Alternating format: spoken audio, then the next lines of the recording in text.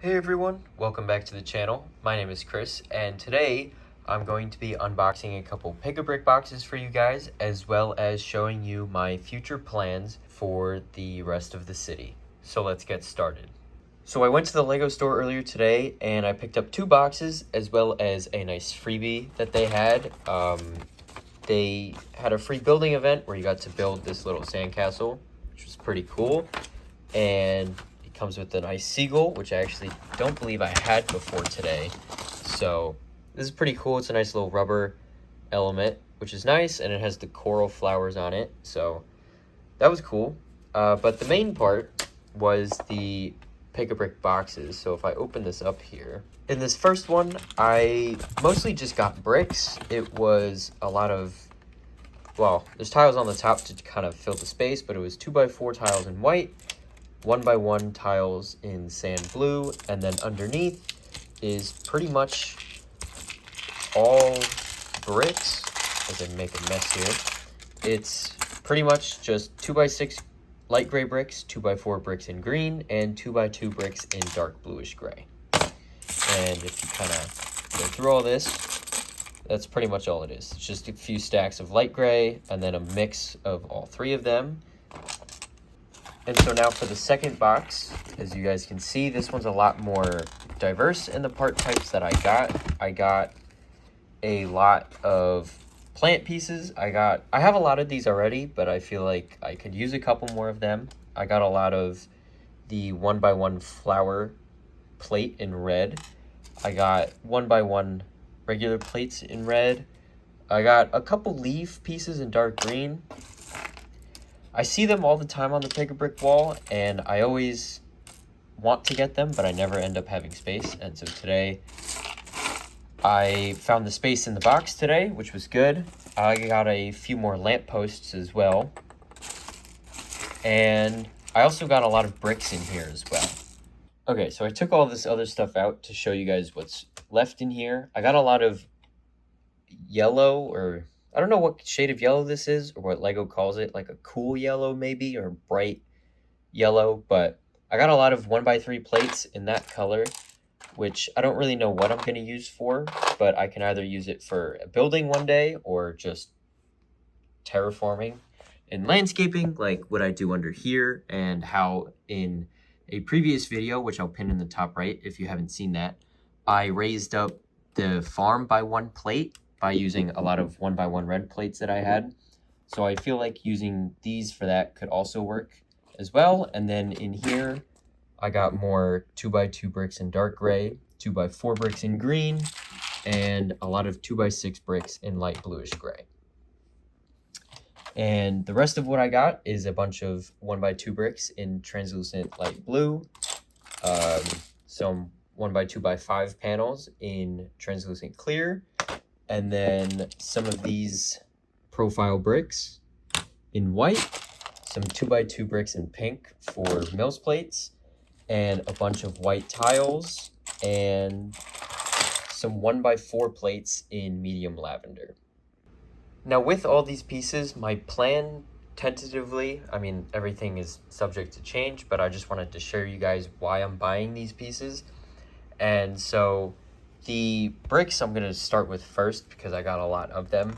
The 2x6 bricks in light gray are mainly for the train station up at the front of the city, as well as the train tunnels in the back of the city here. The 2x2 bricks in dark gray are for the mountain, and the 2x4 bricks in green are for the edge of the farm here, as you can see, like what I did down here, just so it kind of blends in with the train track. And I have a bunch of cheese slopes and other small plates in green, so I can kind of fill that in here as well to give it a more natural look. And also the 1x1 plates in red, I use a lot for foundations to help raise them up to the correct height. As you can kind of see over here. Normally what I do with foundations is I make it 2 plates tall, and then I add, as you can see this blue plate underneath, I add 1x1 plates and 1x1 studs underneath all of it to raise it up to 3 plates tall. And then I put a bunch of tiles on top to make it 4 plates tall, and then I add the base plate on top of that, which lines up perfectly with the road plates and the sidewalks that sit on top of the road plates. And then all these pieces here, I'm not super sure what I wanted to do with them. I just thought they were interesting and I thought it'd be good to have a bunch of these pieces. And so I could use these blue ones for water. I could use them for windows on buildings. I could use them for a lot of things, and these I could also use for a building. I would just have to design one that I like. And these clear bricks, clear panels, I could also use for buildings or even water as well. And then up next, I got a bunch of these leaves. Like I said, I wanted to make more trees, and I just want to have different colors of trees, different styles of trees. And so I think having a bunch of dark green leaves would look really good. And the sand blue tiles, like I mentioned earlier, would also be for foundations or for tile designs or something else like that. And so with those pieces, along with the other pieces in my collection, that's what I'm planning on doing with this area, or the whole city really, with these pieces. But I also wanted to share with you guys my thoughts on the city as a whole. I'm really happy with where it's going, but I came to the conclusion that the farm is too flat. It wouldn't really make sense to just have a flat green plain like this and then immediately have a mountain back here, which, by the way, I do really think is too close to the train track, so I want to move it about here maybe. You know, it starts sloping here and then it could be eventually taller. So I'm gonna have to rearrange all these plates, and the 16 by 16 plates that I got, I'm gonna probably end up swapping with the 4x4 plates over here in the park in front of the museum, just so I can use the 4x4 plates to create a more natural area over here instead of having the big 16 by 16 squares. So having a nice little gradual slope up and then the mountain, I think would look a lot better. And then as for the rest of the city, the medium lavender plates are for the sides of the road with the sidewalk extensions. And over here, the train station will eventually go here. I received a suggestion on one of my previous videos about how it could be cool in dark red, and I think that's a great idea, but I just unfortunately don't have a lot of dark red pieces. So I'm gonna probably digitally design this first, see what I like, see what I don't, and then I'll take it from there. But regardless, a train station will go here and it will service both lines. So I can have the Horizon Express here and then the Orient Express on the front of the track.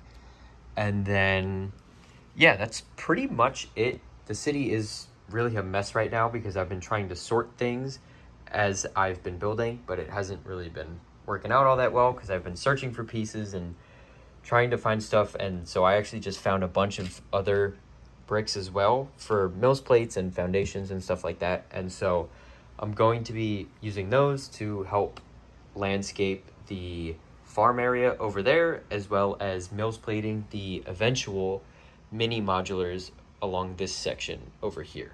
One other plan that I have for the farm is to put a nice little house here, or some type of barn or a log cabin even. I found this set that I forgot I had actually from probably about 10 or 12 years ago at this point. And I really like it. It's this nice little log cabin, and so I would probably end up putting it somewhere about here, right on the water, and then have the mountain right up against it, probably, you know, like I said, here. And so I think that's a good placement for it. And then also for the water, I would love to have a train bridge here, even if it's only 2 sections of track long, so like this section and this section. So this one base plate's worth of length, so 32 studs. I think that could be really cool, and then I can continue this plate work underneath it.